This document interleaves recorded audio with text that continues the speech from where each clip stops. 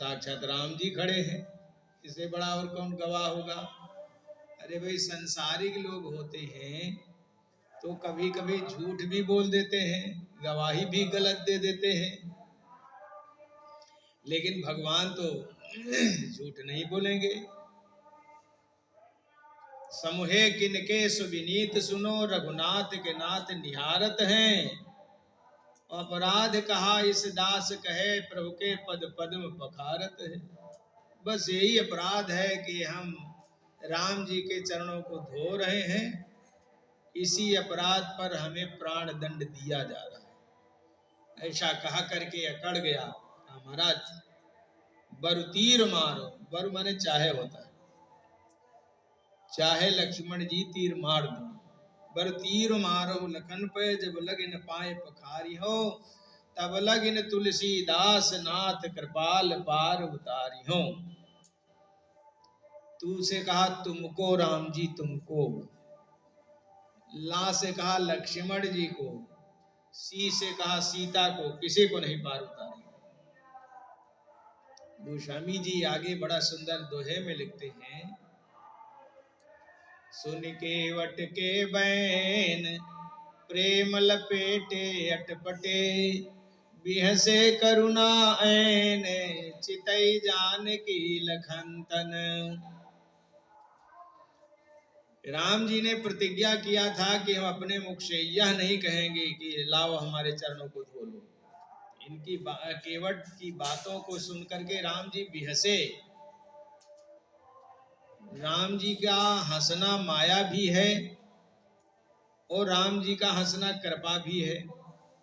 लिखा है, हृदय अनुग्रह इंदु प्रकाशा, सूचत किरण मनोहर हासा।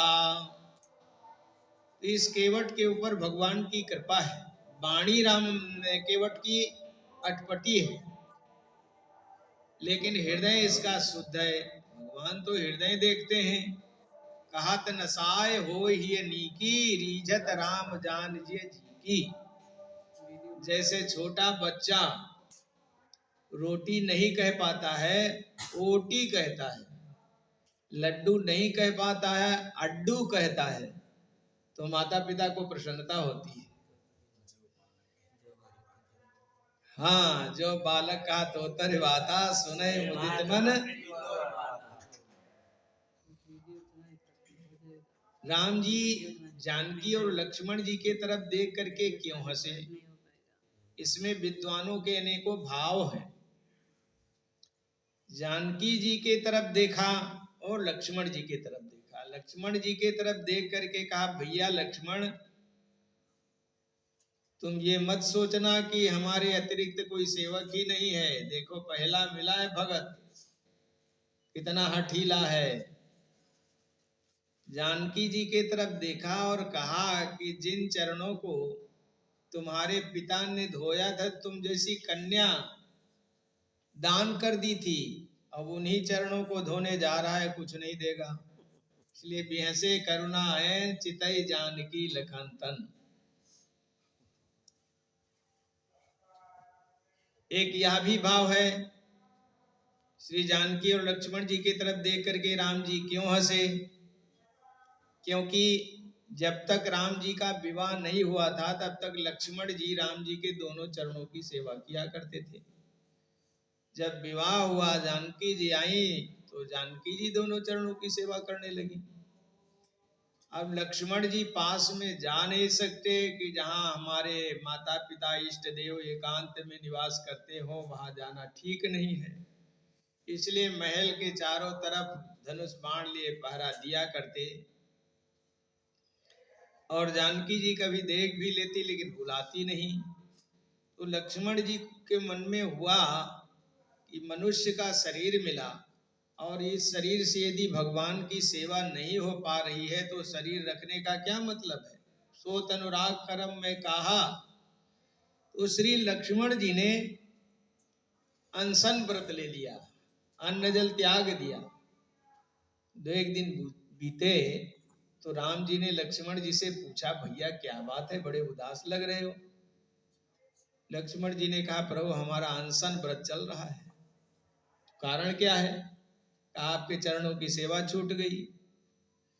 राम जी ने कहा लक्ष्मण तू बड़ा भोला है, तुझे नहीं पता है पति की सेवा करने का पूरा पूरा अधिकार तो पत्नी का होता है।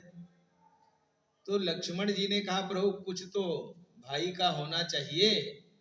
राम जी ने कहा इस विषय में हम ज्यादा नहीं कह सकते, क्योंकि किसी ने कहा है बाबू बाबू सब कहें बाई बाई कहे न कोई, बाबू बाबू सब कहें बाई कहे न कोई, और बाबू के दरबार में बाई करें सो होय। तुम थोड़े दिन धैर्य धारण करो। हमारे यहाँ रघुवंशियों में नियम है कि होली के दिन देवर और भाभी साथ में रंग खेलते हैं। दिन भर रंग खेलने के बाद फिर दोपहर के बाद शाम को स्नान आदि करके नए वस्त्र पहन करके और भाभी के पास में जाते हैं, अमीर लेकर के चरणों में रख करके प्रणाम करते हैं। तो भाभियां देवर को पुरस्कार देती हैं। तो बस होली अभी जल्दी आने वाली है,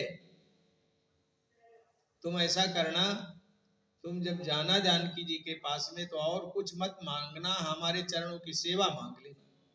अब लक्ष्मण जी को संतुष्टि हुई, अनशन तोड़ दिया, मनाने लगे हे भगवान जल्दी होली आवे होली आवे। होली आई। प्रातः काल ही महाराज दशरथ जी ने बड़े बड़े रंगों के ड्रम भरवा करके रखवा दिया। खूब होली खेली गई, रंग खेला गया। शाम को स्नान आदि करके सभी लोग श्री जानकी जी के पास में गए प्रणाम करने। सबसे पहले श्री शत्रुघ्न जी ने प्रणाम किया। किशोरी जी ने कहा बेटा मांगो जो तुम्हारी इच्छा हो।